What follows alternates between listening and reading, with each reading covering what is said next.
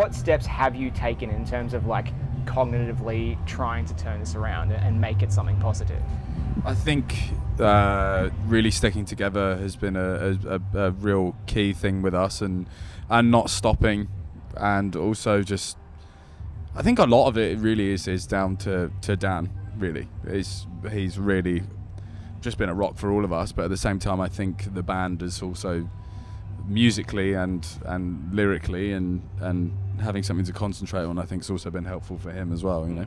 Yeah, I think so, and I think we were kind of just like leading, sort of starting where Tom left off, and through everything that Tom went through, his attitude was kind of like, yeah, I'm going through this terrible thing, but I've got to use it to learn something about myself, to grow as a person, to be a better person. And I think that's just the same for any sort of adversity that we go through. We kind of just got to treat it as an opportunity to learn and to be better human beings, and to not behave as victims in the face of something terrible, because it's so easy to feel like life isn't fair, and that's kind of a bottomless pit, you know. And so we just tried to, like you said, I mean, that quote really sums it up. We're just trying to use it as a positive opportunity, even though it's such a fucking horrible thing, you know. So but it's, you know, it's not all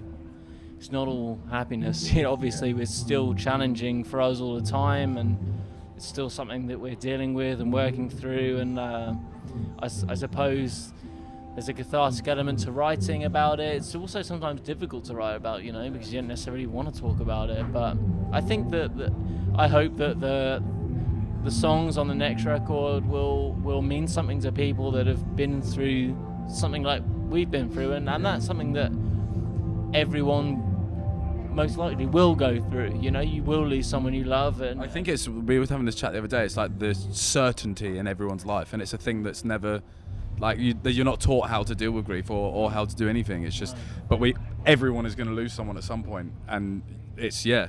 And I think the important thing is to learn to sort of acknowledge that pain and that suffering that we all have to go through. And yeah, you might have to do things to stagger that process. You might need to have a drink or whatever from time to time, but like, you can't bury it forever. It's something that you will have to address at some point, and that's kind of, I think that'll be a big theme on the record. Is just acknowledgement, honouring that discomfort, and learning to sit with it, and learning from that experience, as opposed to letting it destroy you. Sounds dramatic, but you know, it can really mess people up. And I think I don't know how to deal with it. I'm learning all the time, but I feel like I have learned a lot myself, and I hope that there's things that we will discuss on the next record which will help other people. I think for a lot of people that have been going through what we've been going through are very scared to face the pain, and I include myself very much in that. And it's sort of learning to face it, and to sort of go through that pain, and just be honest with yourself and other people, and not try and hide from it, because feeling upset about something like that is completely natural. But as humans, you try and close it off. It's very strange. These days, like, death is very hidden away. It's not in the streets, you know. It's in hospitals. It's you're not faced with it on a day-to-day basis. It's almost fictional, you know. And when something like that, like, you're actually faced with it, and it's so alien, you know. So it just seems so bizarre. It's so, I mean, it is incomprehensible. But the big problem is that people don't want to acknowledge it. People don't want to talk about it. It's kind of taboo almost, you know.